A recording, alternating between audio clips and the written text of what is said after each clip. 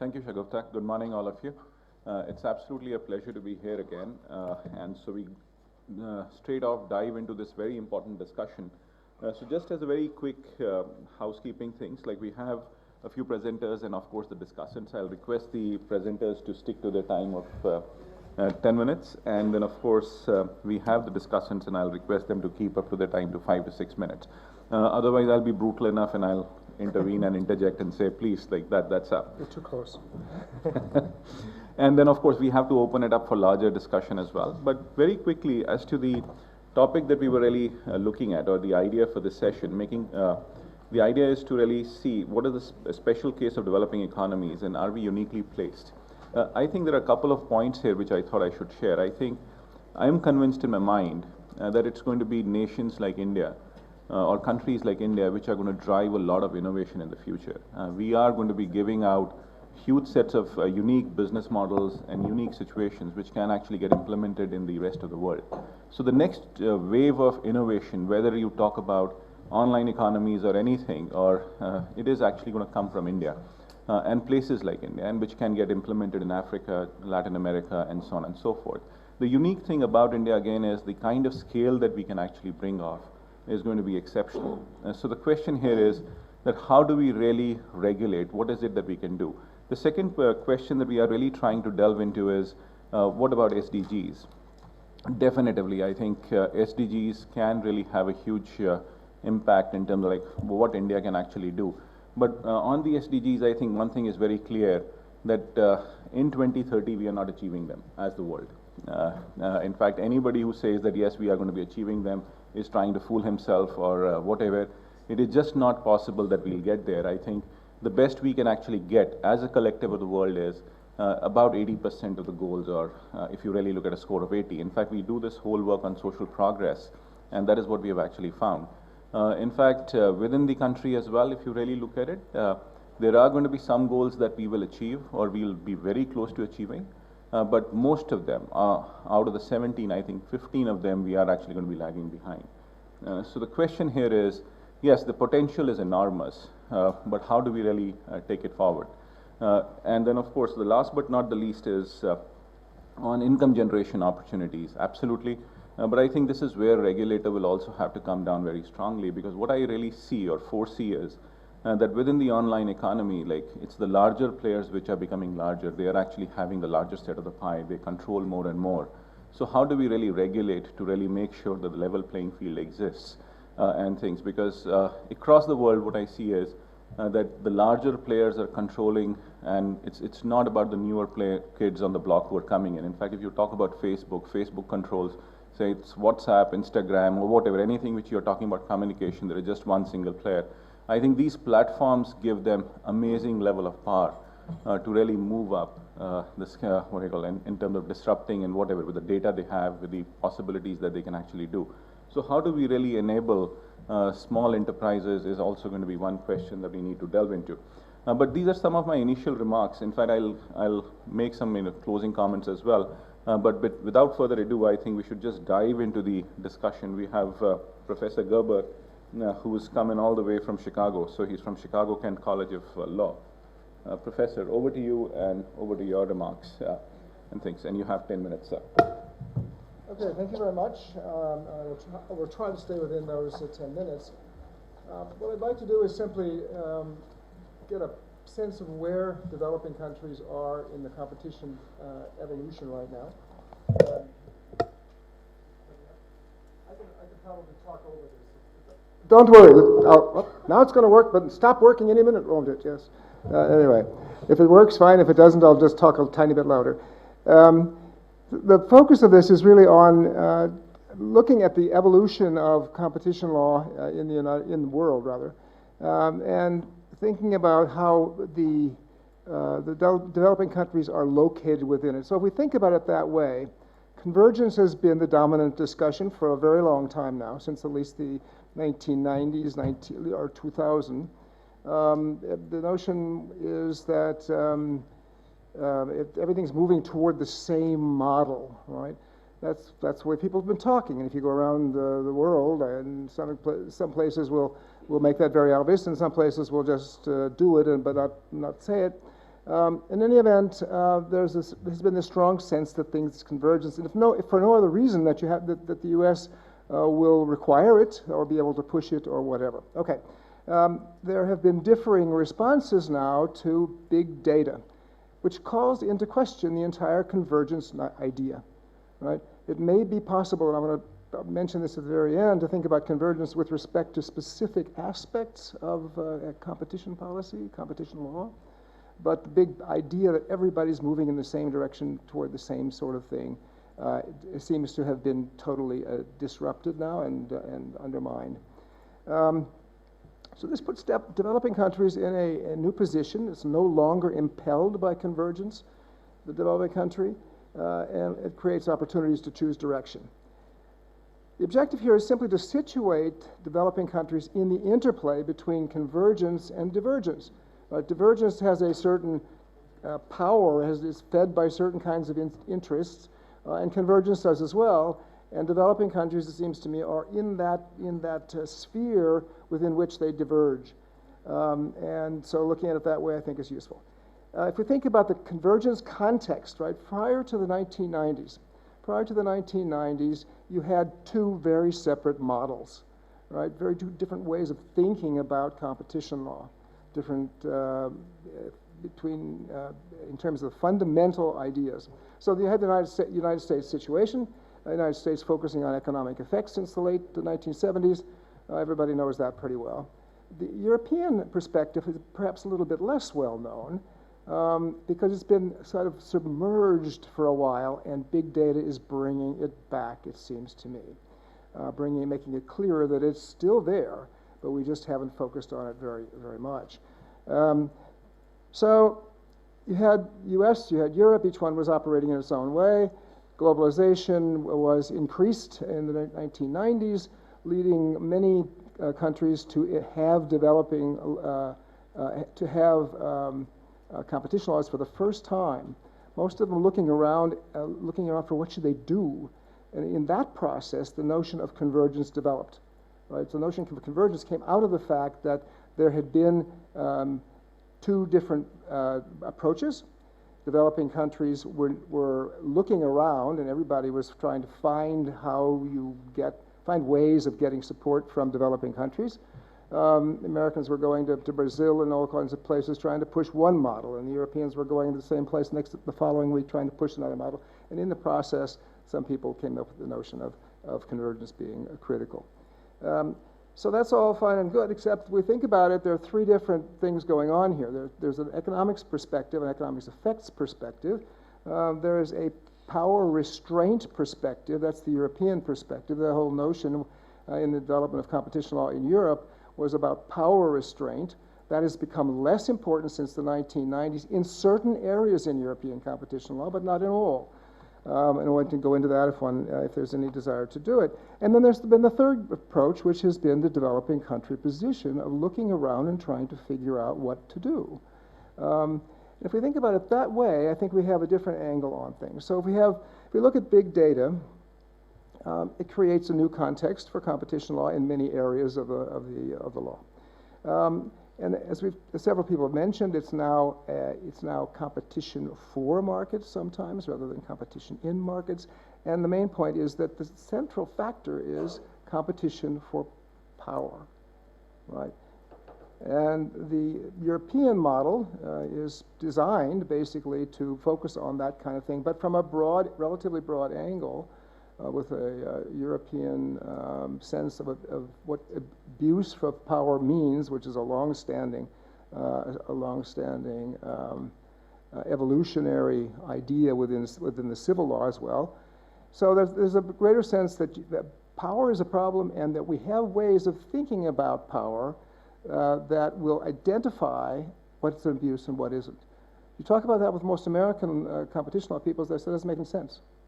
You can't talk about it that way. It doesn't fit with the scheme. But there are a lot of ways of making clear that it can fit with the scheme. It certainly did for quite a while.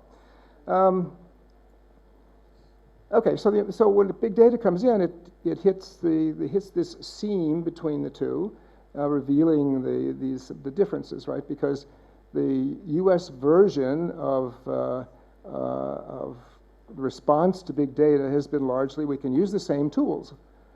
If we look at what Europeans have done, as we all know, well, it's not quite so comfortable with that notion. If you look at Google cases and so on, the notion, the idea that power itself can be very problematic as a factor, and that you can have law as a restraint on that power is still alive and well. And the sense then for developing countries is, well, how do we fit into this picture? We need to find our own way, and how do we look at the positioning of the big models in relation to data. So we think about the central factors for responding. There's a focus on, if you focus on development in a broad sense, capacities enhancement. It's pretty clear that there's a lot of learning to be done, a lot of thinking about what kinds of things you can do or what kinds of things you cannot do to increase capacity, to increase the capacity of people, increase the capacity of economies to produce things for people. You talk about the support in developing countries. You've got the huge issue of not having enough support, financial resources, to do some of the things that are called for in this regard. And most of the issues, it seems to me, divide along two lines. So privacy issues. The privacy issues are very clearly divided between the United States and parts of Europe, at least. And how is this going to work out? If we think of privacy as an aspect of development, I think we get some more traction, right? If you think about, okay, if somebody else is controlling your data, they are controlling you in a sense, and if you have a mechanism in the competition law that can pick up that power, you can handle it. If you don't have a mechanism to do that with, you can't pick it up. And then the other major factor, of course, is which has been discussed already, is uncertainty with regard to platforms, defining markets, and so on. So if we think about the targets, mergers, it's difficult to predict change, of course, and in this area, the prediction of change, I will try to finish in 2 minutes with a little luck. With regard to mergers, we've got a situation where we just don't know very much at all. I mean, we never know, in a sense, really, what we're talking about with the future.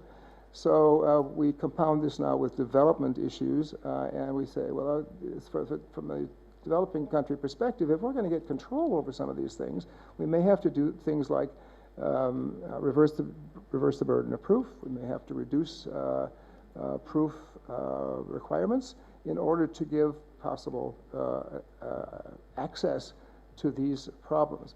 And the big issue then for the developing countries, as well as for everybody else, of course, but in particular for developing countries, how do you maintain legal restraint, legal discipline? And that, you have legal discipline in the United States, you have legal discipline in Europe to a large extent. In lots of other places, some other places you certainly do have it among developing countries, but not in all. And for some of the really tricky situations, there's just not much sense that you can really trust law to work the way it's supposed to work. So with regard to just a couple of little comments here, so dominant firms, you can talk about reducing access as being the issue that is critical to developing countries. If I am the dominant platform or the dominant area of platforms, mainly in the United States typically, or China, in some situations, I can exclude. There can be exclusion of new competitors that can be terribly important. Exploitation abuse, which doesn't exist in U.S. law. The notion that by raising costs, by raising prices, you can exploit the consumers, and therefore that is a cause of action. In Europe it does, and in lots of other places it does, and there seems to be a very major discrepancy in that regard. Americans typically say, oh, that's a terrible idea. and many other places think it's a very important and fundamental idea. And in the case of data, we can talk not necessarily about raising price, because as we know that's not an issue, but we can talk about increasing the access to reducing the control of power by certain people. Just a couple of notions here at the very end. You might say, well, I'm still within things, right? I think so. So the situation of divergence creates opportunities, as I suggested. The risk is the lack of responsible responses to that. That is to say, lack of legal discipline. And one of the things I think we haven't talked about is that if we're going to be in this situation, then developing countries can benefit enormously from cooperation. The kinds of things that CUTS and UNCTAD and so forth can do can be tremendously important. Any individual developing country trying to figure out something like this by itself, even if it's an important country like India, may be asking a bit too much, since nobody really knows what to do. But collaboration then becomes enormously important. And just the final point, narrower versions of convergence are possible. You can have convergence, think about convergence, you can refocus the idea of convergence to thinking about areas of law, particular kinds of practices about which you talk about about convergence. Different groups, the developing countries as a model, which ones would be included is always the question, of course, but you can think about convergence among subsets of the competition world, and you can think about power focus as a possible convergence point for some countries. Anyway, that was an attempt to give you some sense of the European perspective, the power restraint idea, and how it might fit in divergence. Thank you, David. Like some very powerful points coming here, especially issues of competition for power, privacy issues, platforms, and defining markets, and so on and so forth. We'll come back to you all this with the discussants. But in the meanwhile, can I request Garima to make her comments, please? Yes, Garima, over to you. Hello.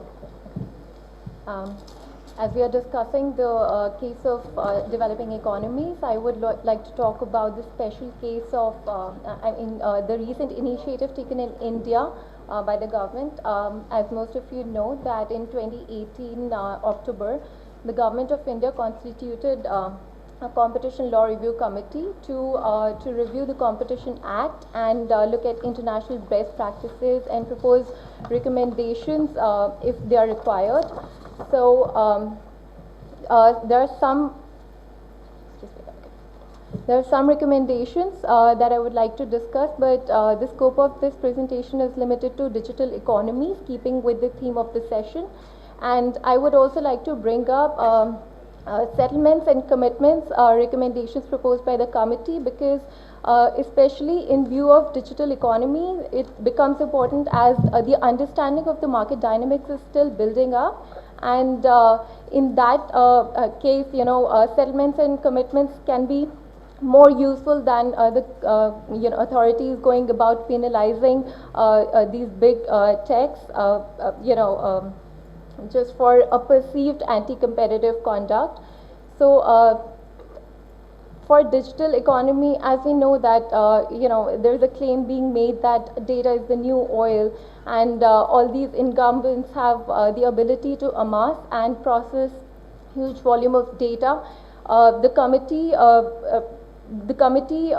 is of the belief that these tech giants can use these non-price considerations like data and reveal preferences for more targeted advertisements.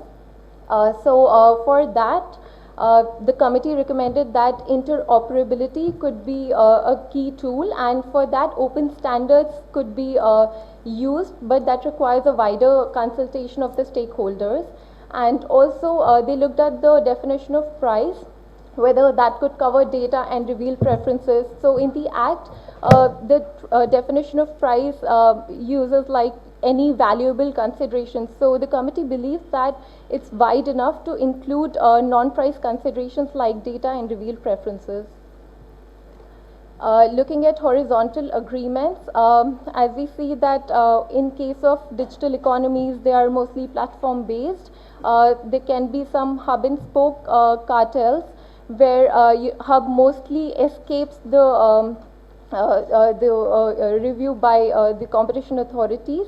So to that extent, the committee recommended that the scope of the provision is wide enough, but there can be an explanation to include hub and spoke cartels in that. There is no recommendation, no intervention needed for tacit coordination at this point because there is no evidence as of now, but the government can continue to monitor the machine learning and the artificial intelligence. The opinion of CUTS-CIRC is that the committee could have deliberated on the shifting of burden of proof to the parties and also imposing compliance by design and better international cooperation between authorities. Regarding vertical agreements in digital economy, most favored nation and across platforms parity are the kind of pricing policy that are used by the e-markets as vertical restraints. In that regard, the committee recommended that the provision is wide enough to cover the clauses like these, but there can be an inclusive list of agreements that can include MFN, and the ambit of the law is wide enough to include other agreement. We can also include another clause for any other agreements that might emerge in digital economy.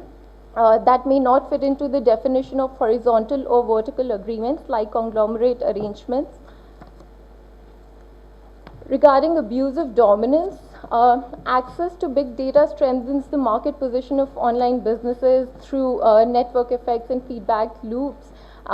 So in that regard, there's no recommendation on the provisions, but the committee suggested that control over data and specialized assets can be looked at for determining the dominant position. Resources of enterprise in the existing provisions are broad enough, but now we believe that the onus is on the Commission to consider these aspects. About the combination, right now in India, the combinations are based on the asset and turnover thresholds. And these digital markets, they are asset light, so some of them might escape the scrutiny of the Commission, and we've seen that in case of Facebook and WhatsApp merger. So in such transactions, even if they do not lessen the future competition, they may not have immediate effects, but they may lessen future competition. So in that regard, the committee recommended that we can adopt a new threshold based on deal value or size of the transaction, and some more countries like Germany, Korea, etc. have been looking at including deal value in their combinations. Now on settlements and commitments, as we see that there's a low disposal rate of cases in India. The committee suggests that if we include settlements and commitments, we can clear more cases easily, and also it's a good way to just not go about penalizing these companies. There's a timeline for the submission for application for settlements after receiving DG's investigation report and prior to the final order, and for commitments after in-depth investigation order and prior to the DG's investigation report. CUTS-CIRC opinion on this is that there's a significant departure from international best practices because cartels have been excluded from this. It covers only vertical agreements and abuse of dominance, and there's deliberation required on the reduction, fine reduction percentage. The committee has looked at other international practices too, and US, EU, UK and Singapore, they have proper settlement guidelines, and particularly in EU they make a distinction in settlements and mechanisms. Settlements are particularly for cartels, and they require admission of guilt by the parties. Commission required to establish infringement by the parties, and there's 10% reduction in fine. For commitment mechanism, it's applicable to all other antitrust cases and does not involve admission of guilt, and it doesn't even establish infringement by the parties. And it can include remedies like both structural and behavioral. Thank you. Thank you. Thank you, Garima. Some important points here, but I believe that India still has a long way to go, it seems like, from your whole thing, and we really need to dig deeper in terms of like what could be right for us. But as we go along, Joel, over to you for your comments, please. And 6 minutes. Yes. Thank you. Yes, today I'll be speaking on the context of Fiji as a small island developing state. Now, Fiji is in the other corner of the world. Takes me about 28 hours to get here, and when it's about 5-6 p.m. in the evening, it's time for my body. It tells me go to sleep. Yes, some challenges, ones that are more apparent, but from a small island developing state where the population is only about 885,000 people, dispersed across over 5 larger islands, and the total number of islands in the country is about 300 islands. And so there's a dispersion of people. They live in different areas, and they come from a very communal setting. And this communal setting is, there's a sense of ownership with land, and so people will generally not move out to more urban areas where there's development to get access to resources. The expectation is that government and the private sector will come towards them. Now, largely they have been marginalized because they've been classed as a vulnerable group, simply because the level of economic activity just isn't there.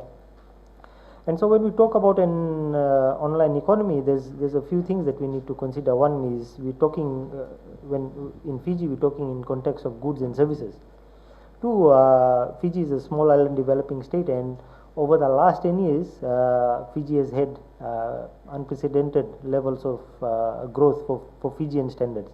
We've been experiencing economic growth for the last 10 consecutive years. And this is attributed, and our Prime Minister has made that statement, that this is attributed simply because Fiji has embraced the digital Fiji agenda. The idea there was to look at investment into infrastructure. One of the most recent examples that I can cite to you is Fiji has had access to Southern Cross Network cable, which provides us a link to the outside world. Now, most recently, government has been talking to the private sector, and there's 2 mobile companies in Fiji and a fixed line operator, and asking them to make investments. But when you've got 885,000 people, you can only do so much. And so what government has done through World Bank is made an investment into an additional cable, and has said that the companies can have joint ownership. Now, with a new entrant in the market, the Tui Samoa cable, what's actually happened is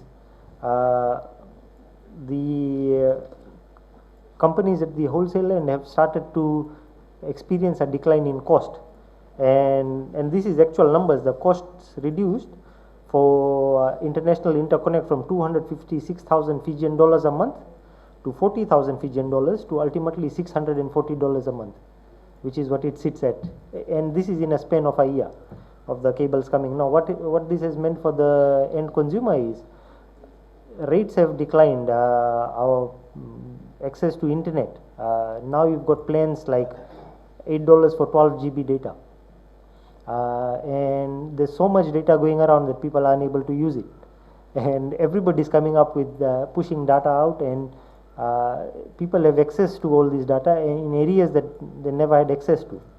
And what we've seen is, an insurgence of SMEs, especially from the rural and maritime regions, where they've got traditional knowledge to do things like cold press virgin coconut oil. And now there's a company that sits in Tavuni. In fact, Tavuni is the island where the sun shines first in the world, and they are quite isolated from our shipping patterns.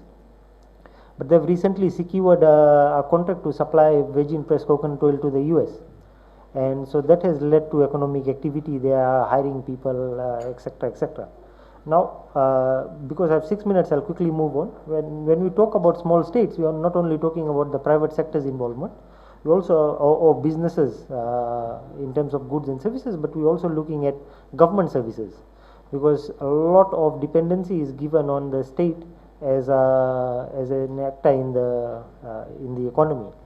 Now, what the state has also done is provided things like free Wi-Fi in public places, previously not there, ring-fence schools to provide more access, allow students to access resources, e-resources.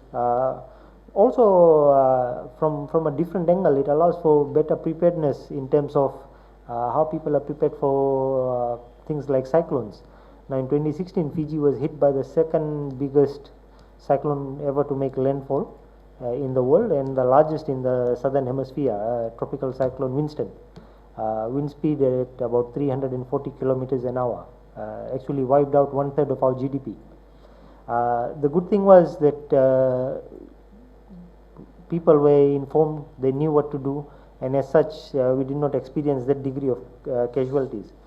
Now, what Fiji has also done is looked at moving into a digital economy, providing digital services, so e-government services. You can now get birth certificate, which is basically a requirement in any social service that you're trying to access.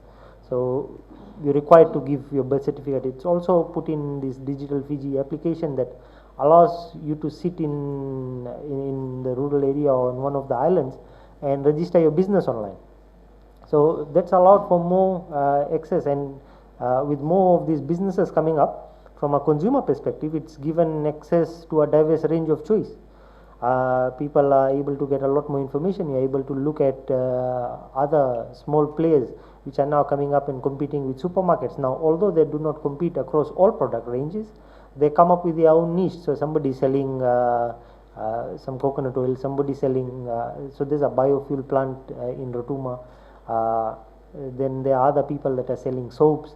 Now, traditionally these things were manufactured or imported and sold largely in the supermarket. You would not see any much competition in this area. Now, people are generally moving towards SMEs simply because they have access to choice. The market has become larger.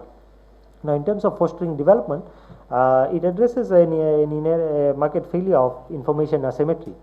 Basically provides people information. So if somebody is selling you something at a particular price, you can almost Google and check what Coles or Woolworths is selling it for it in Australia and New Zealand. Same thing for hardware. For any market, you are able to now Google and do a price comparison, which previously was not available. Now, it also works towards reducing inequality simply because it allows for distribution of spending. So when a person who earns is able to is going to make a choice on where they spend their dollars, now you've got that opportunity because of an online economy that money can go to areas that they would never usually go to.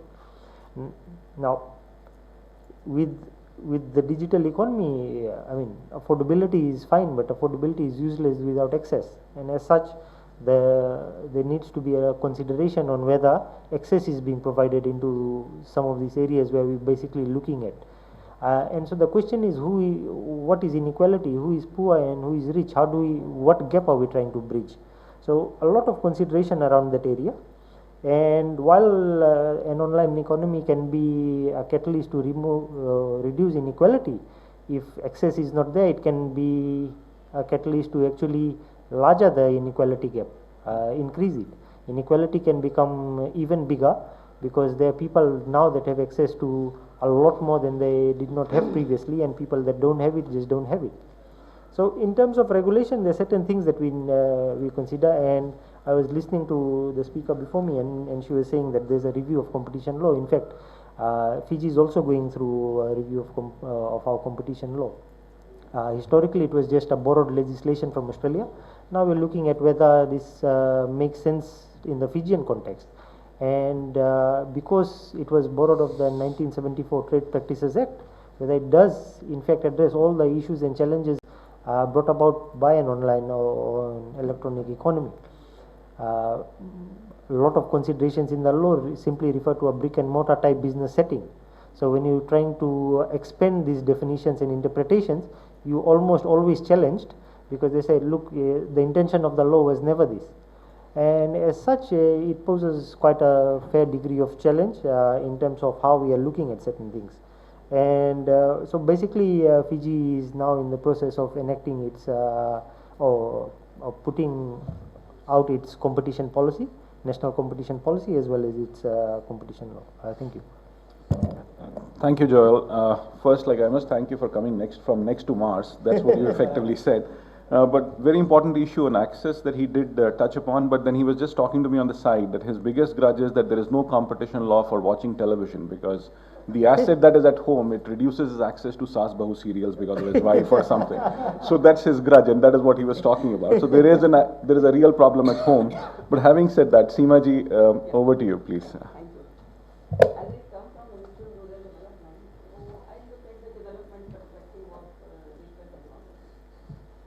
I can say from my experience that use of digital platform, thank you, in delivering the various schemes of our ministry actually has immensely enhanced their efficiency, ensured that the benefits reach the right beneficiaries, leakages are reduced, and there is a strong framework of transparency and accountability. But question arises whether the potential of these technologies is really automatically achieved, the way like when market economy was introduced. So we said no, competitive process is not automatic, something has to be done. So key question from developing countries like India is how to ensure equitable sharing of the gains from the digital technologies, because evidence is indicating that digital technologies are leading to strong concentration of wealth and income in few hands. So what are the key issues? I'll just raise a few issues. I don't really have any answers. We are talking of digital data. Clearly, digital technologies are being driven by digital data, which is being immensely used by digital platforms, and use of raw data into useful digital data is being used by platforms, which is actually enhancedly contributing to their growth in this sector. So question is to whom this data belongs, who is the owner of this data. So there are many thoughts. Some people say like this should belong to individuals, and in one or the other way they should be compensated for use of it, and this is a separate question from the consent. Some people say no, it's very difficult to compensate individually. There could be collective compensation, like I just had a look at draft e-commerce policy of India, and it talks of collective ownership of the data and national sovereign control over this data. So there can be many thoughts. So question is, and in addition, there are also questions of data protection, privacy, etc. So this is one. Secondly, it is very clear that this digital data is giving immense market power to digital platforms. That means the competition policy has to be updated. It has to take care of issues which need to take care of special concerns relating to technology markets, and we just had a presentation on competition law review committee's recommendations, and this committee has looked into practices of various jurisdictions. World over jurisdictions are trying to either amend their laws or bring these issues in some or one or the other way. So my sense is, by and large, regulatory gaps have been filled up, and wherever it is found that there is no need to amend the law, that is also provided. And especially this provision of, where you can look at the size of the deal and settlements and commitments, I think in the context of digital market, that is going to be very useful. So, but I find this committee has not really looked into the question of the consumer welfare standard, and now a lot of people are saying, because consumer welfare standard by and large looks at price as a dimension of the consumer harm. So whether it should be extended to some other kind of standard, but there are scholars who feel consumer welfare standard can very well look into non-price dimensions also. So there is really no need to change our. So this is another key issue that we need to look into. Third issue relates to regulation. Okay, I mean competition law will come later on. Question is, if data is so important and it is the, let's say the key asset of these platform-based businesses. So how it should be regulated before the competition law comes into play? Should it be like, suppose you look at it like utilities? Should it be looked like essential facility? And but the key issue remains, particularly in a country like India, that access to this platform should be ensured on fair terms and conditions. How that is to be done? Again, it's a question for deliberation. Another question relates to taxation. You know, these platforms are generating, for example, if you look at Amazon, Flipkart, etc., they are generating huge amount of sales and revenue in India and other developing countries.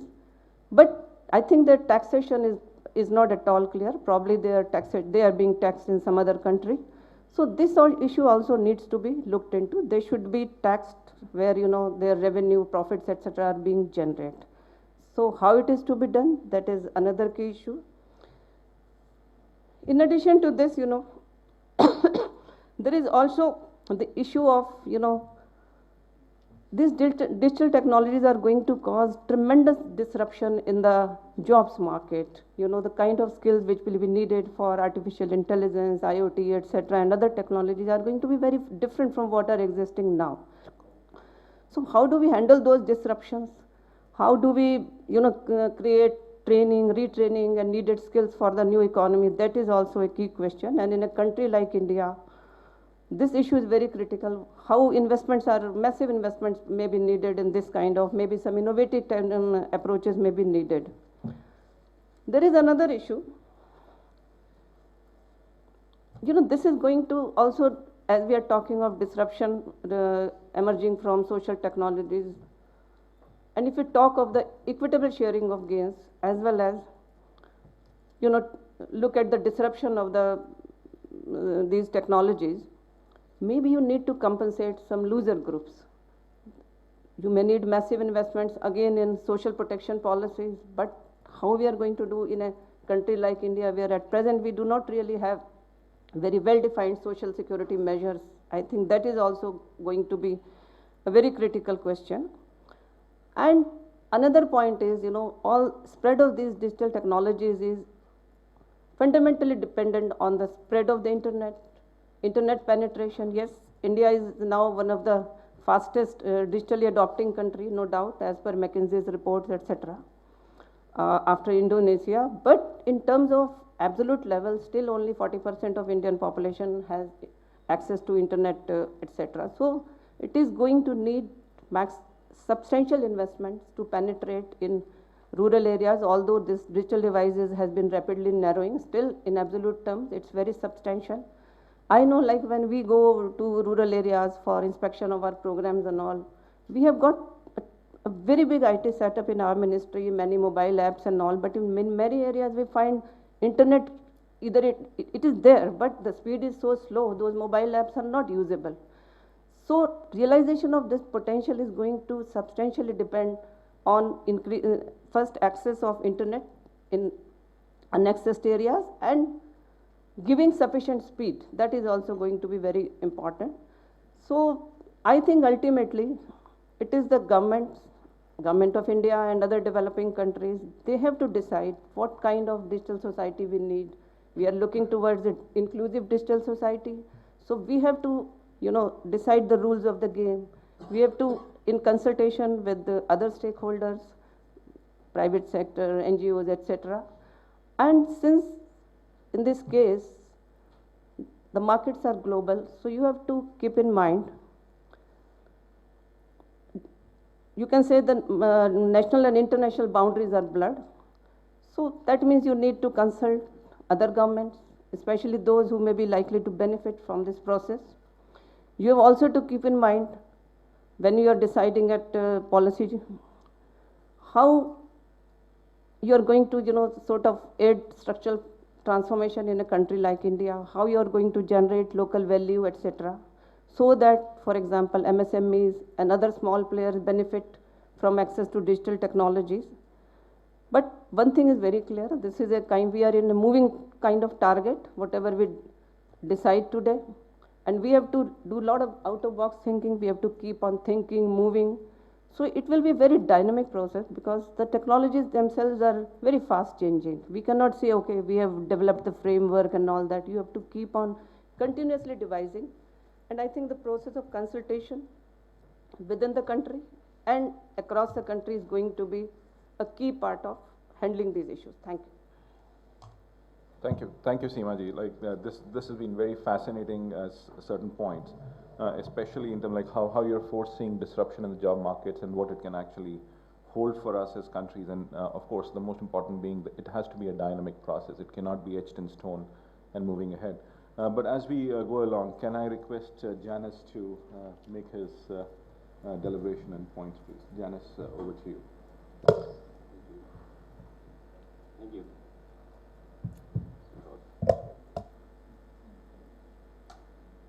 Hello. Yeah. Thank you.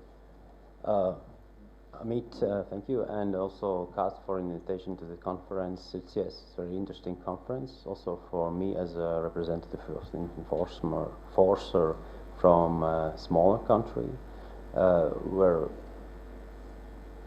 I can bring, yes, some ideas how to maybe to shift enforcement of the law to my country. But more, I think there is need for regulatory involvement in regulation of digital markets. And I think it's less, of course, there is some certain things that competition authorities can do, shifting, broadening concepts they use, adapting concepts to the online markets, but mainly, yes, I think I agree that there is need for some regulatory involvement.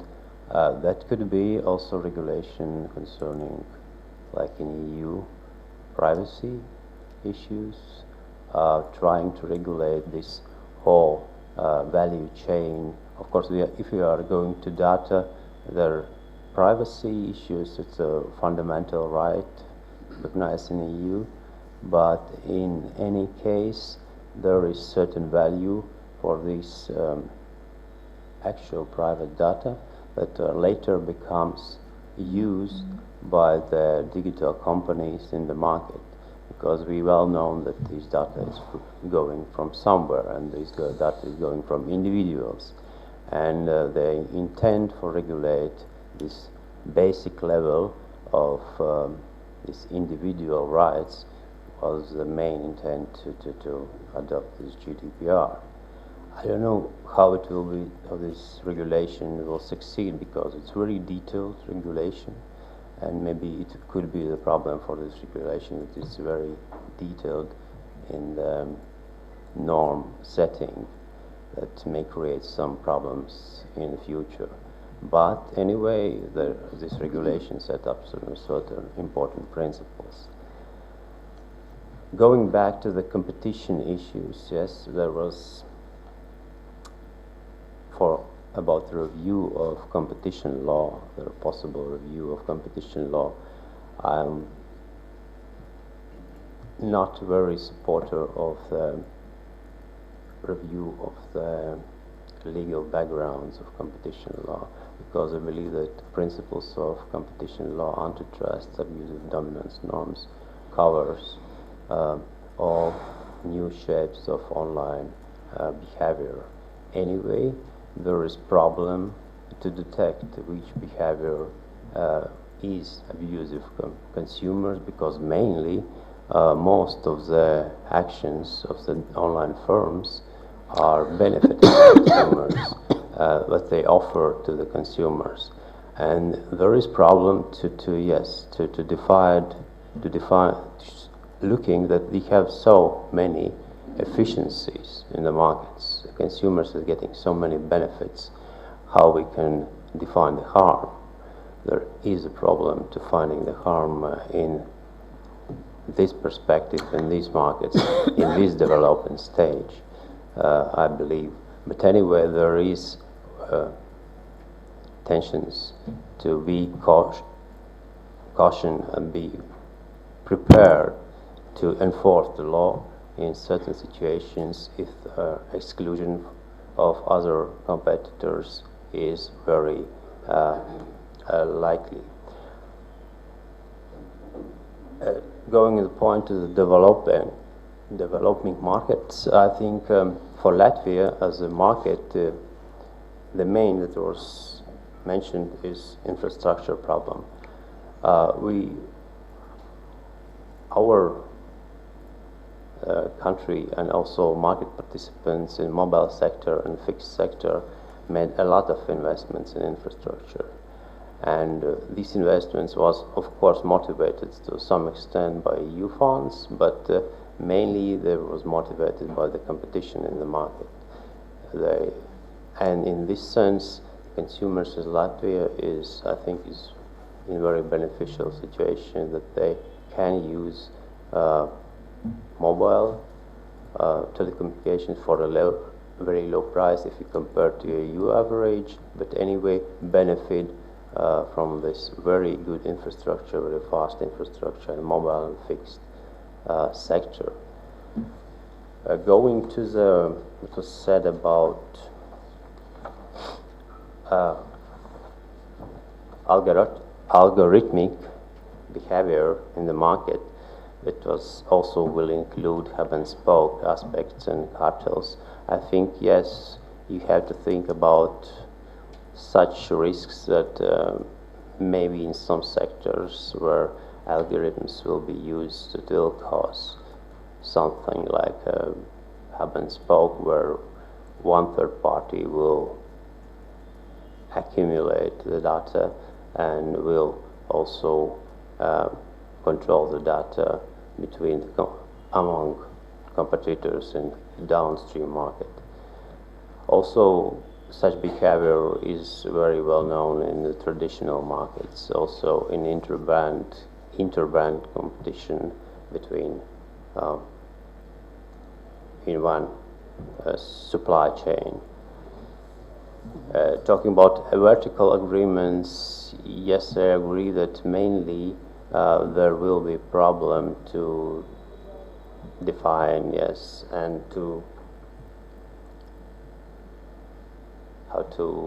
okay, I will end in this because I've seen red. Thank you. Thank you, Janice.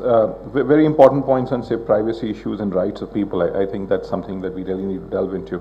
But as we go along, Kushaji, can I request you to make your points here, please?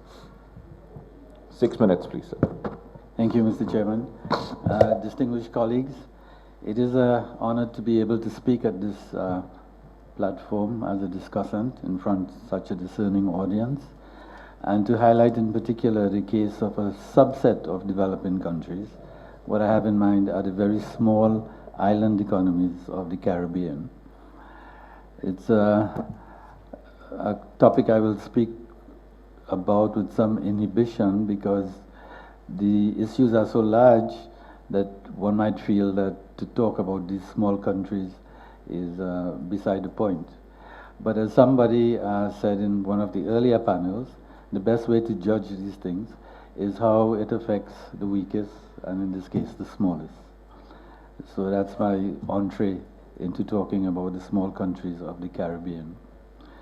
As most people in this audience would know, these are newcomers to the world of competition. We are just about getting our teeth wet or teeth sharpened in this area of competition law and policy, when we are now faced with this new challenge of how to deal with the digital economy. The truth is that most people in the Caribbean are more concerned at the moment about climate change, about rising sea levels, about whether some countries will in fact survive into the next century. So it's very difficult to try to raise some of these issues that we are talking about in this forum at a national or even a regional level. And there is the competition for legislative space, because in the small parliaments of these countries, there are all kinds of laws that have to be passed. So when one thinks about having to retweak or retailer the existing competition law, we know that there will be a formidable challenge.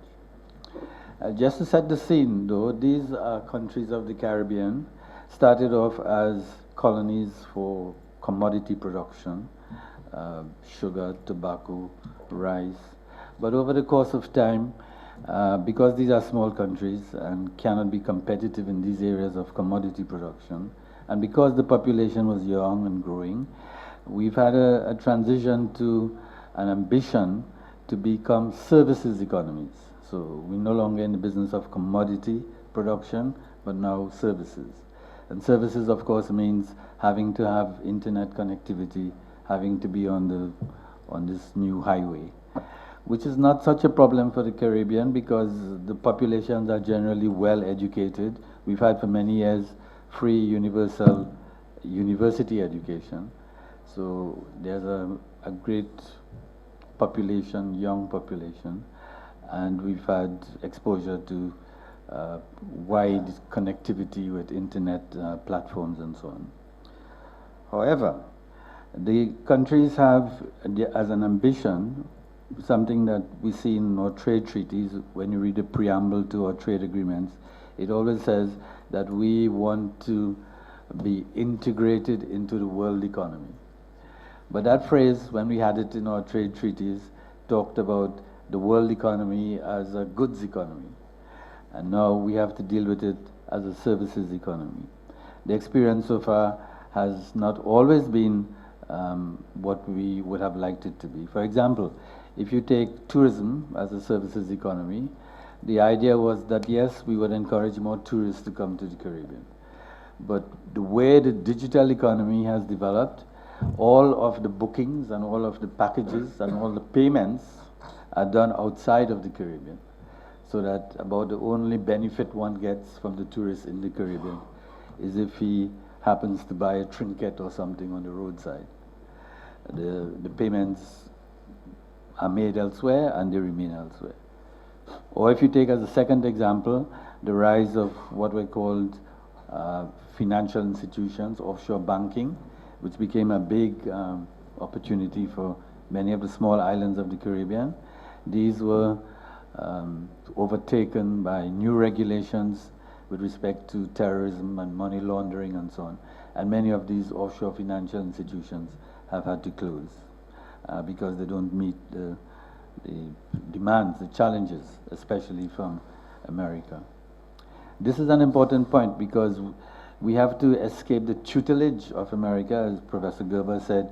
In the beginning, when we set up our competition law and so on, we had to balance between the EU and US tutelage.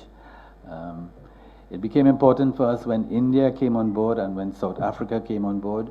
We were able to use their examples to say that we need not have the tutelage from these two big behemoths. We could develop a competition law that suits our own purposes. When we first said that, nobody took us on, but after South Africa and India in particular, people began to be more responsive to that kind of approach. Now, this move from commodity to services means that we are fully or more fully integrated into these digital platforms. We have all of the big companies in Trinidad, but there are many dangers, and just to give you an example of the danger, I will read something for you that came from somebody who worked for Cambridge Analytica. They came to Trinidad actually to test their algorithms because they needed a place where they could have access to the data. And the guy who writes this in the book on Cambridge Analytica says, "The Trinidad project was the first time I got sucked into a situation that was grossly unethical, and frankly, it triggered in me a state of denial. As I watched those live streams, I didn't allow myself to actually picture the human prey, people who had no idea that their private behavior was delighting sinister audiences half a world away. The Trinidad project was my first taste of this new wave of digital colonialism." And that's why I read it, because I like that phrase, digital colonialism. "We arrived unannounced with our superior technology and moral disregard, no better than the king's armies. Except this time, unlike the conquerors of old, we were completely invisible." So that's the world that we are entering into, and that's why now I have to try to list, in the time left to me, what I think should happen or how we should navigate this world. Firstly, it seems to me that sharing information with more mature agencies and with other agencies in the developing world is crucial. We do not need in this stage to try to reinvent the wheel. We have to learn from what other people are trying to do. And in this regard, I was particularly pleased to hear the recommendations from on what the Indian review of the competition law is throwing up. Secondly, I think because of the differences in scale and size, small countries versus big companies, we need to be able to have a rethink of the idea of national champions. In the original scheme of competition law, we were told in small countries like the Caribbean that national champions is not something you should aim for. But clearly, if we have to navigate in this new world, we have to have companies, maybe not as big as Amazon, but certainly some companies that belong to us, that are regulated by us, that we can in fact use to withstand some of the challenges from outside. And in this respect, we also probably need to think a little more carefully about the interplay between innovation and intellectual property, because that's how we may be able to get to this point. The notion of equitable development is also important, and it would be interesting to know how other countries would design their schemes in order to achieve that kind of equitable development. One advantage we have in the small countries of the Caribbean is that these small islands are easily navigable to the internet. I mean, people wherever in these small islands can and do access the internet. The other thing that I think we might be able to exchange notes on is this important point about how preferences are manipulated.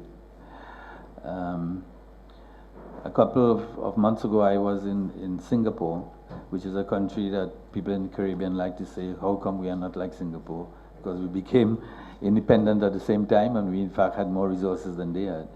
But one of the things that struck me about Singapore is that people said the audience was young, the audience was educated, like in the Caribbean, but they have no brand loyalty. They have no brand loyalty, which means that they can move from one product to the other easily. Now, how one does that in a system where preferences are being manipulated would be interesting to try to discover and find out. I would like the points that were raised earlier about personal pricing and about experimentation. I think these are important things on which we can share notes and in this way be able to bring up the small developing countries onto a platform that would be for a more equitable world. So thank you very much. Thank you. Thank you, Kushadi. Some interesting point here on ethical issues, and I think it's a stunning revelation on Cambridge Analytica. I think that's something that we need to worry about, because these data sets can actually really create havoc in democracies across the world anyways, and we have more and more evidence for it. But without further ado, we'll move ahead and request Ms. Duangthip, if I get the name correct. Sorry for the wrong pronunciation if at all. Please, madam, over to you, please. Thank you. I have 6 minutes. Exactly, please. It's a bit challenging, so I'm going straight to the point. So just to let you know, I'm Thai, I'm from Thailand, but my organization is a regional organization. It was born out of the United Nations Conference for Trade and Development, but we serve the Asia-Pacific region. And it just so happened that this particular policy space is an area that I'm actually highly specialized on. So to the point of my peer sitting next to me, we had a very long conversation. I will not repeat what he's saying, but I will reflect on what our two first speakers were talking about. So what is broken? But before we understand what is broken, let's understand the nature of digital economy and digital transaction. It's non-substitutable. And because of that, it enjoys one interesting privilege. It is able to price in any shape and form it wishes to. And simply by manipulating what we call these interesting data that they have. Can we control them?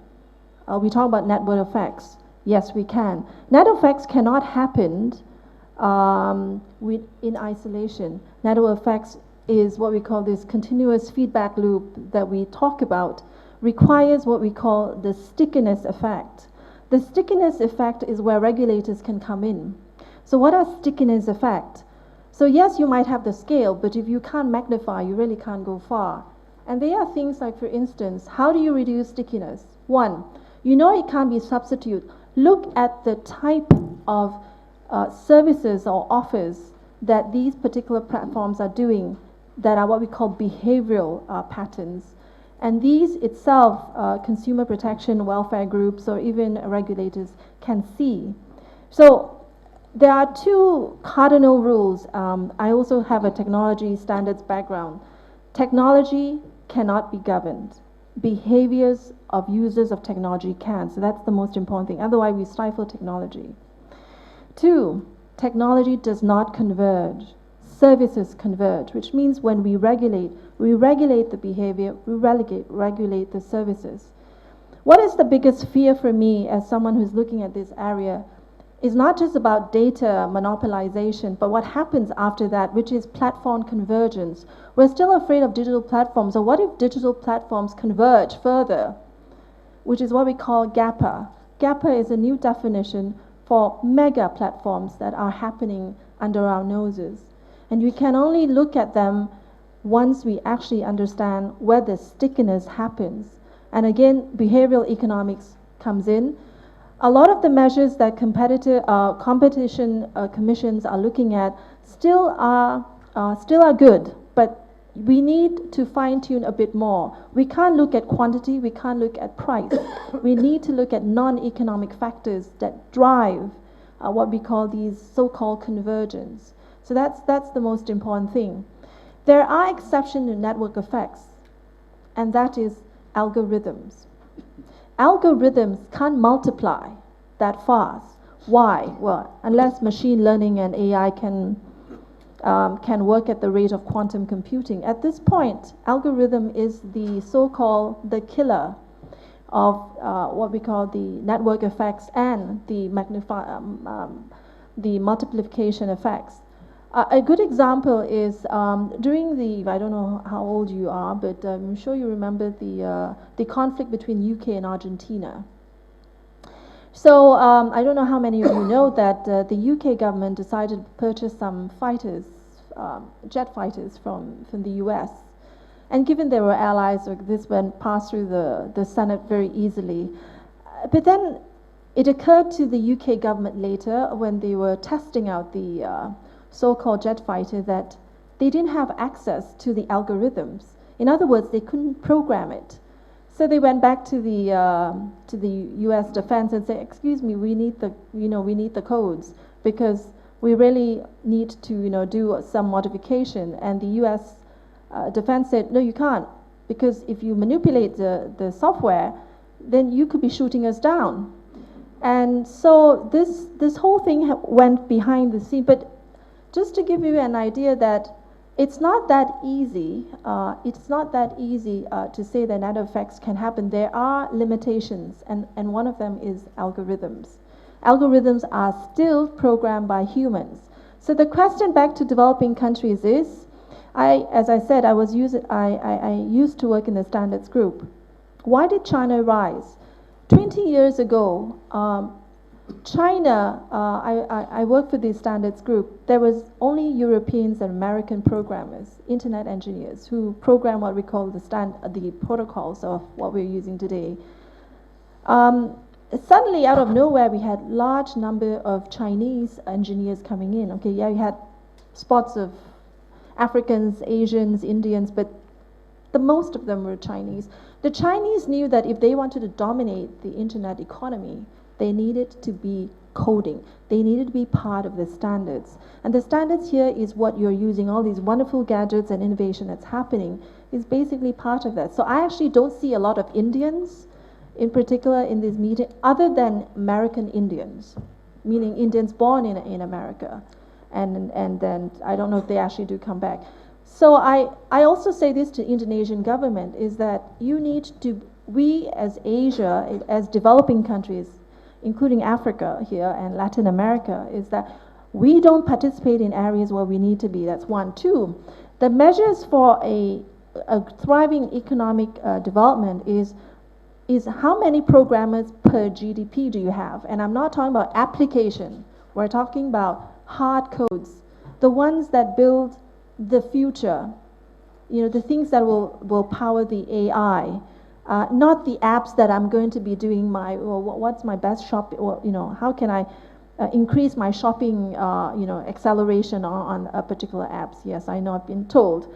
So to put it short, which I can't, but I'm going to do this. Regulators will have problem because there's an unbundling effect here.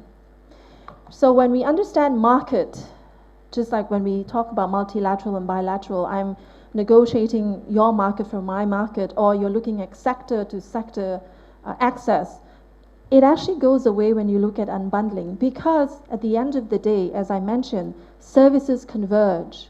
In other words, an industry that has nothing to do with any industry will just converge, because services, the certification is happening instantaneously, invisible to our eyes because of technology. So if you're talking about sectorial regulation, you're going to have a hard time.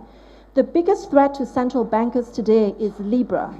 Although Facebook hasn't launched it yet, it is actually going to wipe out the fiduciary roles of central governments in terms of fiscal and monetary policies, and that's a fact. So I leave it at that we need to have an open mind. We need to do more international regulatory cooperation. We can't do it alone, as he is saying. That's absolutely true, and you need to be part. You need to keep your eyes on technology and the development on the standards. As I said, not everything is moving that fast. Yes, regulation is slow, but there are certain things that are overhyped because these technology companies want to sell their products to governments at high prices, when in the end, these technology are not yet there. So I give you two views of the same coin. And last but not least, workforce. I'm sorry. This is the biggest thing for us. We have a demographic dividend, but we have a digital deficit, although we are supposed to have a digital dividend. So the thing is this, Korea is a good example, South Korea, artificial intelligence is going to take over pretty much everything because Korea is a highly industrialized country. So they're looking at universal income. They're looking at not jobs or careers, and they're looking at how to reconstruct their society. And to do that, you will have deficit of people who don't have jobs. So, so South Korea is actually going for that experiment. And lastly, the UAE is pushing for AI economy. How? And you know they are very bureaucratic.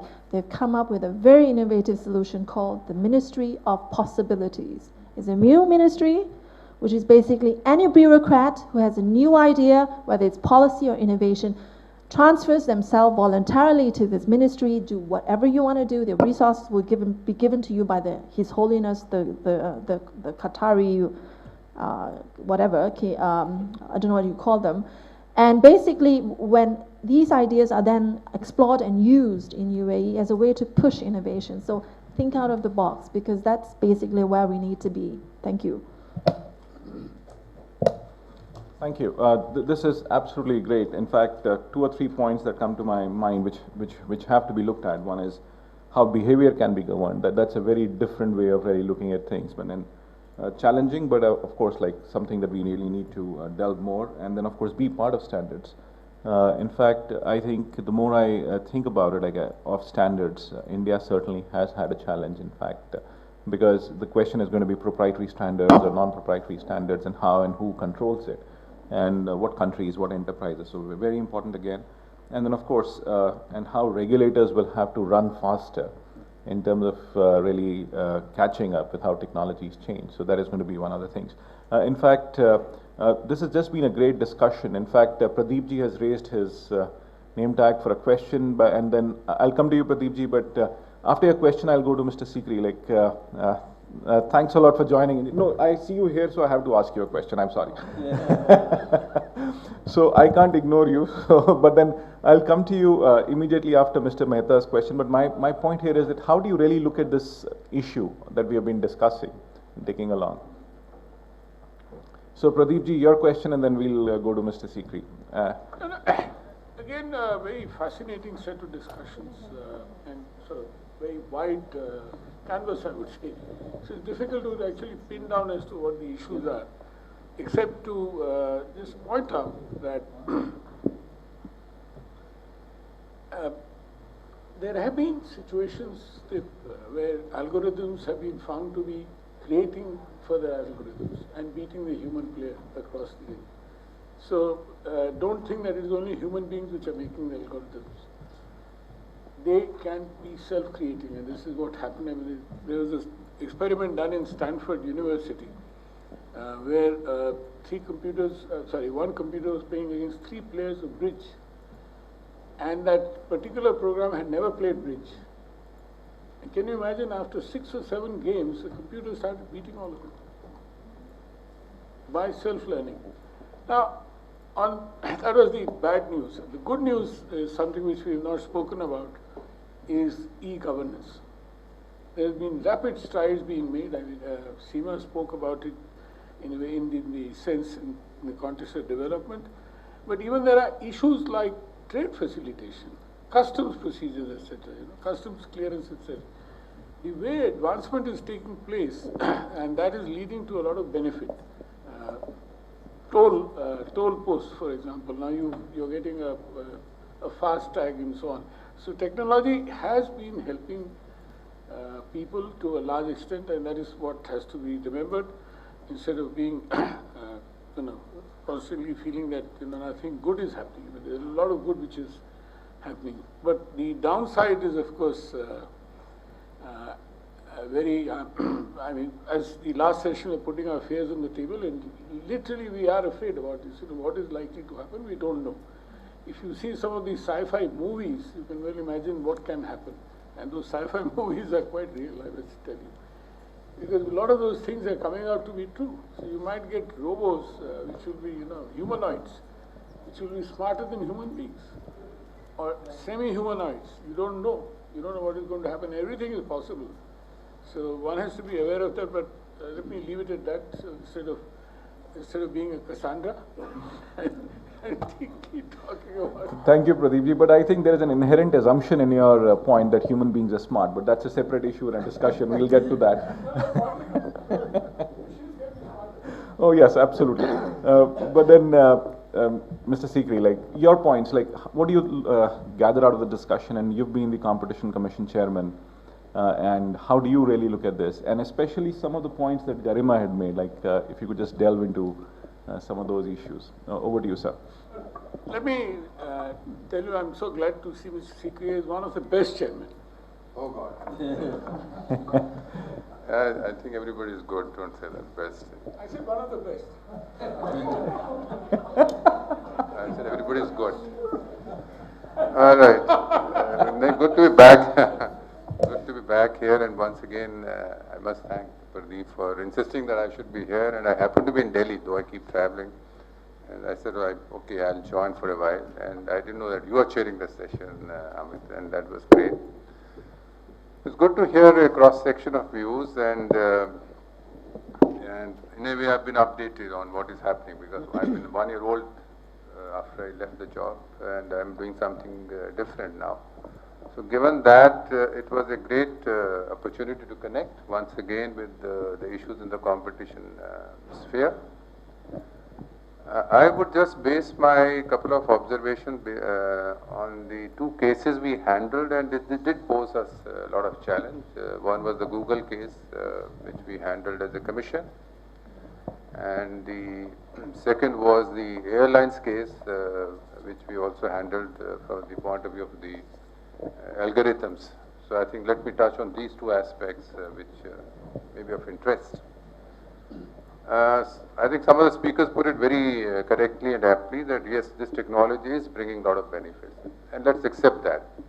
Definitely these platforms, they are very useful, they are bringing a lot of benefits to everybody. So that cannot be ignored, and that was the key point on our mind. And when we wrote the Google order, we have discussed that very thoroughly, that look, it does bring a lot of benefits to all of us. I mean, so you can't see everything with a sense of doubt, because that won't be correct. So finding therefore the harm, I think Fiji also mentioned, the speaker from Fiji, is a great challenge for the competition authority. Where are they doing harm? And that's something which needs to be watched at. And I think our friend from Indonesia has something very innovative to suggest. I'm from Indonesia, I guess, or Thailand? From Thailand. You had something very excellent to suggest, looking at the behavior. I don't know. Huh? ASEAN, yeah. So this is the challenge which the competition authorities are going to face. I remember when the presentation of argument was going on, they did raise a lot of these issues. And one of them was very relevant when Google argued that we have to stay innovative and we have to stay relevant. And for relevance, innovation is a must. I can't be overtaken by somebody else. And when I innovate, I do indulge in something which can be questionable perhaps.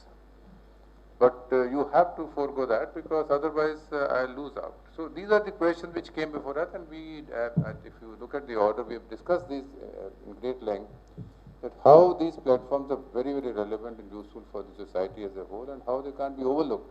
But yes, I would not like to bring out the negative side which also came, that how they want to stay relevant by being alone at the top. That also is a sense. We were presented some internal discussion notes, where the company says, one of the company representatives says, once somebody enters Google, he should stay in Google. He should not go to anybody else. He or she. I mean, that's the principle they brought out. So we're wondering, why not? Why you want to be that dominant and want to that somebody to stay here? Let him go to other platforms. But that's something, the spirit with which they work, and that is something which needs to be watched. And the competition authority will definitely be looking at it, as we go along. The second issue is, as I said, the airlines case. There the issue was of algorithm. Let me tell you that we tried hard with our own airlines as well, in India to get to know what is this algorithm.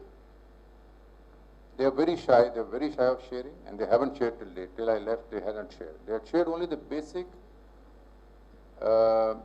factors which they take into account, but we wanted to know what weightage is given to each of the factors. They said, sorry, we can't disclose that. They gave us the basic factor. These are the factors we take into account when we do algorithmic pricing. And but how the fact remains that we had cases where they had coordinated through algorithmic pricing. The classic case was of the Jat Roids in Punjab, when the prices went up for the flight from Chandigarh to Delhi, like it was 90,000 rupees a ticket. And then once in Chennai, where you had floods, and there also the prices they skyrocketed like this. But that's one area we needed to address, and I had started a dialogue with Director IIT Delhi, whether we can have a group which can work on it and develop an algorithm to unravel this algorithm. So that was this one solution we were looking at, and the Director IIT was very positive. He said yes. And I have been talking to, in those days, I had been talking to a lot of experts, and they said you need a mathematician, very strong mathematician, a web expert, and a computer science expert, and a person who knows competition law. 4 people, if they get together, they can develop an algorithm for you, and you can unravel that. And this is not my thought. This is even, I think, the famous that author from Oxford, what's his name? Ariel Erasi. He also has written in his book that this is the way to unravel, because these people will never share their algorithms with the competition law authorities. And they'll be struggling, and they will not find anything. We couldn't charge any of the airlines for anything so far. So that was another area I think we need to look at. So I think this is one area. Online platform is something which is a reality we have to contend with.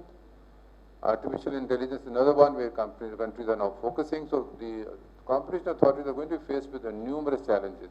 And I don't know whether we are really getting ready for that. In that context, the Competition Law Review Committee, which I think Grima presented, and thanks for that, but I didn't know, I never read what their finding was. Broadly, I read in the newspaper, that's it. I never went into the details. So they have looked at these aspects. These are also, I think, is also something which the commissions are discussing from time to time at Paris meetings.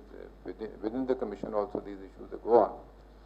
But we have a challenge, but I am amazed that so far we have not been able to find solutions. We are only always putting up the issues, what these challenges these platforms are posing. But I don't think we have yet come across these are the possible solutions. I'm not aware. Unless the Thailand idea works, if you can further throw some light on this. Personally, I've attended a lot of conferences. I yet to come across somebody saying that, look, we have these answers and this is a way to move forward. And I don't know whether the famous debate in one of the OECD meeting, whether data is an asset or data is something and therefore can be dealt with under the competition law, or data is a behavioral issue which can be dealt only by the protection agencies, data protection agencies. That is resolved finally, because there was a big debate. US had one view and Europe has another view on that. I don't know finally where the debate rests today. I'm not following it up. And that is the issue which is going to bother us all, even in the developing countries. Whether competition authorities have the authority to kind of regulate this aspect is something which we will have to contend with. So these are the few points. I think you took me back in the memory lane, so I could speak up. Thank you so much. Thanks, Amit. Thank you, Jim. Thank you. Great. Do we have somebody else who would like to say? Yes, sir.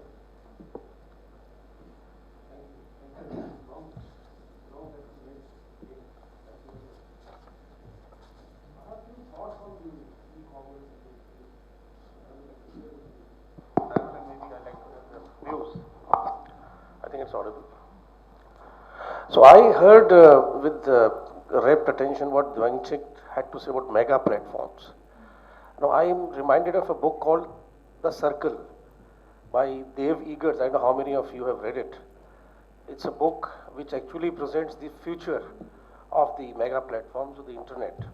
So it's a dystopian view, not utopian view, because it presents a situation where something like Google controls everything of everybody, every citizen. So what happens then? So after reading that book, I started thinking that, and I'm also likely to sort of respond to what Sikri sir said, that what is the way out, how the solution for the antitrust is there. So see, the e-commerce or the electronic giants have a very smart way of thinking. They know what the antitrust authorities will be thinking about them, because under the Chicago school, the basic philosophy is the consumer welfare. So all antitrust authorities converge on the fact that if there is a consumer welfare, will not touch a player. So they know this. So they will not touch the consumer welfare. You will have benefits flowing to the consumer, whether it is Amazon, whether it is any other thing. So consumers are happy, but what they hate is the competitors. And very subtly they do it. So that's why, as you rightly said, sir, Google always, you have to be on Google. You can't go anywhere. So there is actually a dichotomy of thought between whether we should continue to the post-Chicago school of thought of only consumer welfare, or we should go to the allocative efficiency structure. Because allocative efficiency, if I understand correctly, looks at both the producer's welfare as well as the consumer's welfare. So that is what, perhaps to my mind, the authorities are not actually thinking very seriously. So this article by Leena Khan actually made me think again. She propagated this. She actually advocates for this. There is a need to go back to the effective competition structure, not only to the consumer welfare aspect of antitrust. So what is happening is the giants, that's why in US now there is a talk, particularly the Trump administration is thinking of even dividing, even if their threats have come to the big four, they've already started investigating them. So in the US, which is the mother of antitrust, and definitely it's a fact. So there is now a talk of going back to the structural conduct performance model of the pre-Chicago school. Why? Because they know you can't handle them otherwise. See, predatory pricing, you can't catch them, because they have a model of losing profits. So the internet giant, they don't make profit. Their books will be nowhere. The balance sheet will be nil. They will converge. They will just expand. So Amazon, which started as a platform for e-commerce, you know what all Amazon does? It's everywhere. It's got a movie producer. It's even making a spaceship. So anything which you can think of, so they expand. So you can't catch them because you have to go to the relevant market. So predatory pricing to be dominant in a relevant market. So they will not be in the relevant market. They will never be dominant. So that is what is actually the dichotomy, according to me. That's what we should all be thinking. We should be balanced between the effective competition structure and consumer welfare model, or we should think something else. According to me, as a developing country, India has to take a call on that. We have an effect-based competition in India. Effect on whom? effect not only on consumer, but effect also on the competitors.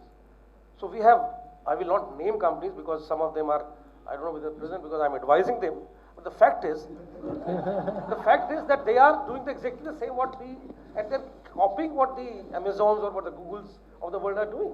Our Indian giants. I mean, I can only name one, MMT for example. Make my trip. So the people like that, because they ape. We are very smart in aping the West. In fact, I would say that way. We're very smart in copying. In fact, we are less smart than the Japanese and Chinese, but yes, we are also smart. So the point is that this is the dichotomy which I want to see. And secondly, they control the mind. Today, the followership of the politicians in the world, who is more popular is not seen because by the newspaper reports, who has more LinkedIn followers, who has more Twitter followers. So Modi ji is popular because his Twitter followership is huge. Politicians win elections because of social media behavior. So these giants are actually controlling our minds. And they are ultimately, and I agree with her, we don't know what happened. The governments may become irrelevant. Can you afford to lose your WhatsApp? Can you afford to lose your LinkedIn? You can't. Because you have to be seen there. You don't care who the government is. Okay. So the point I'm trying to make is, it's a serious business. We have to think about how to regulate Thank them you. philosophically. Sure. Thank you very much. Thank you. We'll keep the comments short. We have to close in 10 minutes. So like, Mr. Mehta, your point, 1 minute please, like, so if you can just be fairly quick. Thank you, Amit. It's a comment for anybody to react from the dais. You know, as Mr. Sikri and Mr. Mehta also mentioned, that there's a lot of benefits for digital economy. And you know, the challenges we all have been speaking about, it's not that these companies are not facing, and I'm sure some of these companies are also taking adequate steps to deal with some of these challenges. Just to give you an example, for example, Facebook has also established something called an oversight board, and they're also evolving their content moderation policies. So I think the key question here is, would we not need to give some time in order to better understand how these algorithms can be used for benefits as compared to the risks? So that's a comment, and anybody else who's happy to react to this. Thank you. Okay. Thank you. We'll quickly move on to the panelists here. David, like your comments from the discussions and the points that the audience has raised. So would you like to share some thoughts? Like 2 or 3 minutes, you have that much time. The only thing I think I would well, maybe just make a comment to this last. This mic seems to be going on and off from the prior speaker too, so I figured I would talk more loudly. See what happens. All right, this one goes. The last point about the uncertainty, right? The difficulty of figuring out where you're going and dealing with those sorts of issues. I would have included that if I had had a little bit more time, but I took a little bit more time than I should have in the first place. But I was going to say, especially in terms of experimentation, we know that there's tremendous benefit. If you look at the political science literature, you get an enormous amount of comment about how valuable this can be and how you get all this data, how it can serve particular kinds of ends for developing countries in particular. So they want to get information, they want to be able to do it that allows them to make judgments about policy that others are able to do. And the fact that you have this is not the end of the story, right? You've got this information, and our problem is you get all the information, you have the potential benefits, and how do you decide when those benefits are being misused, abused, if you want to call it that? And that's about institutions. That's about the kinds of institutions you have. If you can count on the institutions to follow particular kinds of goals, to at least try to achieve certain kinds of goals, then you probably can keep it under control. You know what's going on. If you can find out enough about what's happening. But the biggest problem, it seems to me, in that regard, is you get massive amounts of data that have benefits but can be misused. And how do you find institutional structures and intellectual structures that keep that from being misused and abused? So I think that's the main point I would make, and let go on to other ones.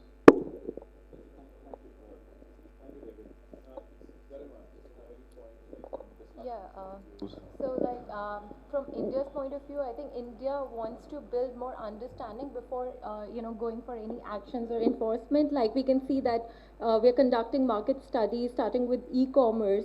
So that is the approach India is taking. Meanwhile, setting up the tools to regulate the sector, because the review committee has given many recommendations, and they're broadening the scope and ambit of the act, so they can capture the nuances of digital economy. But they are trying to understand the market dynamics first through market studies. Thank you, Garima.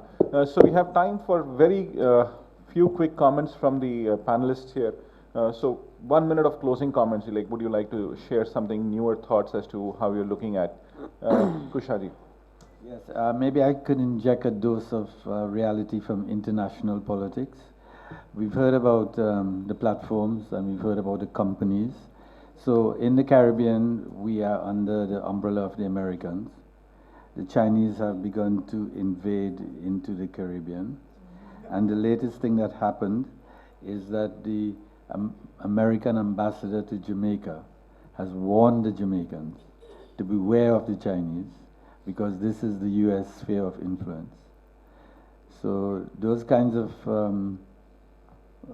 considerations would loom large in all that we are talking about. Duansip, would you like to say something as your closing comments, please? So, so many things to say. So the first thing, we talk about social welfare, how to redefine it. I would say what we have is good, because it really is contextual. But the one thing that you need to add is the technology, how technology delivers social welfare. An example would be what Mr. Pradeep was saying just now is, so what happens when source codes are written by AI? Well, so there is a strong movement, and I'm talking here almost to the point where it might actually become a rule. Within the technical community, there's a study by an economist, I think he's a French economist. What he did was look at source codes and said how proprietary source codes versus what we call open source codes, which created social welfare. So there was an incident, and I can't recall because this was at least 10 years ago, where a particular platform decided to not disclose their source code because it was seen as being predatorial. And the case went to court, and the court eventually came with a final judgment saying, no, you are to disclose the algorithm, but you are not to disclose the specific, for instance, weighting, but that you need to give enough information which your programmer has to explain how this works. So that is a precedent in itself. So again, coming back to the economists, so the study showed that it doesn't mean that it's proprietary source code, you keep it to yourself, because the element of a lot of technology groups and technical community have already put a very strong push that we as programmers must also extend be catalyst for source codes are not genuinely original. They are building blocks from someone else's idea. So even Google's great source code didn't come from Google. It came from an open standards called the IETF. So to give due cost to their credit, there is now a norm, and hopefully it will be a rule, that all source codes need to be open.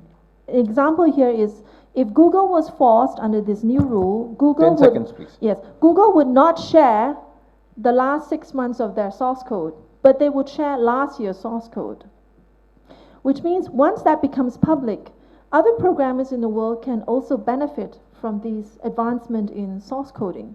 So this is one new way of looking at how do we move together rather than just compete and block each other off. And the last thing I want to say, because this is really important, if you want to stop the mega platforms or just the platform, we need to decouple the data from the platform, because the platforms can be the industries or the sectors. And Web 4.0, World Wide Web, is coming up with a new web where it will decouple immediately. In other words, having monopoly in data no longer means that you can capture the market. So that's something that's please keep yourself updated. Thank you. Thank you. Janice, some closing remarks. 60 seconds, please, like no more than that. Okay, thank you. What I didn't say in my speech, I want to mention this competition for the market. This is important, and in the sense that these biggest companies in the world, not only Google but others, are buying out startups. That creates some dangers for the new companies to become in the market with their innovative ideas and become more influential in the market. And this competition, this way how the innovations are bought out, I think should be in some sense regulated. One way and one direction is this value-based threshold. Of course, it's to catch these transactions. Other way, it was mentioned that it's reverse burden of proof. I don't believe that the competition authorities do not need to prove. They are obliged to prove certain facts.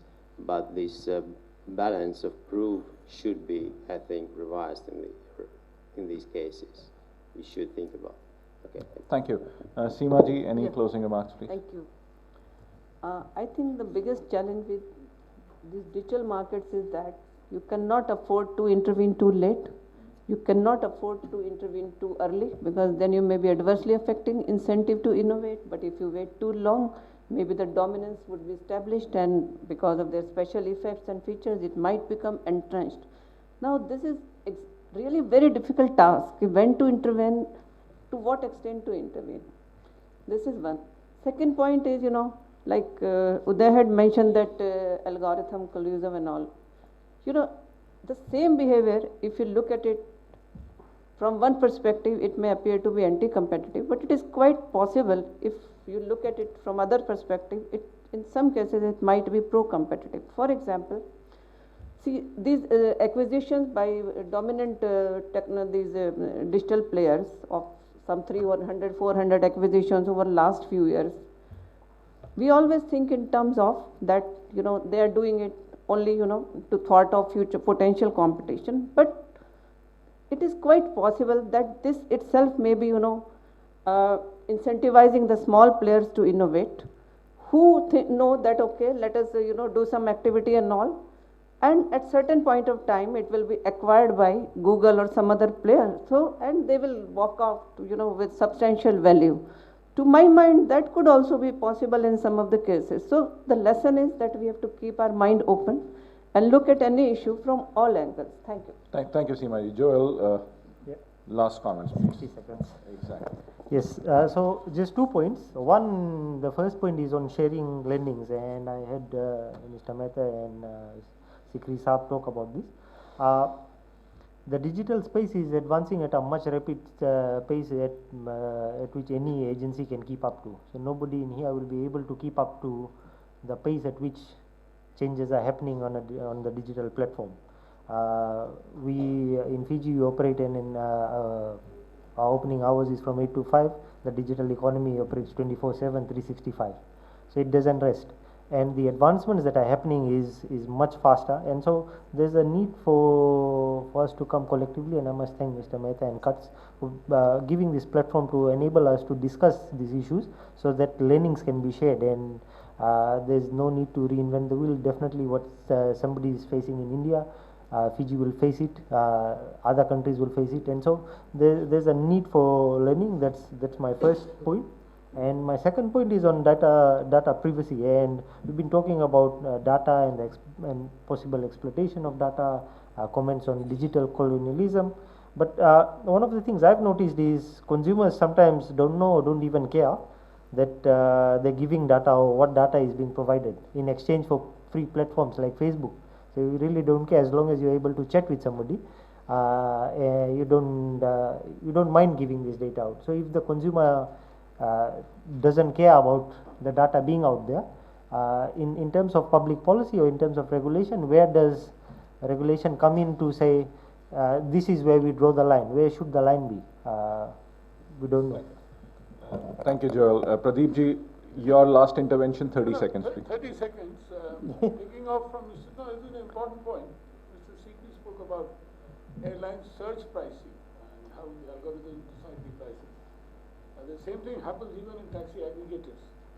You get surge pricing, and now there is a proposal from the Ministry of Road Transport that there should be a 10% cap. I don't know how far will that be feasible, or is that sensible or not?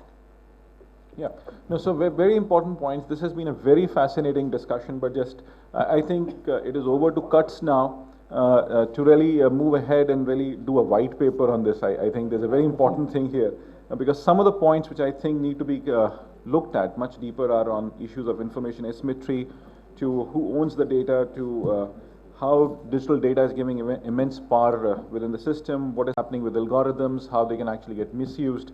How do we decipher those issues, the issues of privacy versus rights of people, and then of course, how do you intervene at the right time? That's a very important point that we need to look at.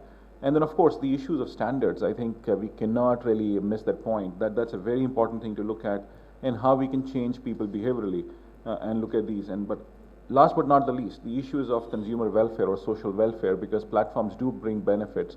So you cannot actually create a regulation which just kills the enterprise as well. So there would have to be a very fine balance in terms of like how the regulation moves forward, how do we really look at things. But it's going to be challenging times ahead in the world that we are really looking at. And then I think regulator will have to take steps much faster than they're anticipating or used to. So thanks a lot for being with us today. This has just been a fascinating discussion, a great learning experience for me.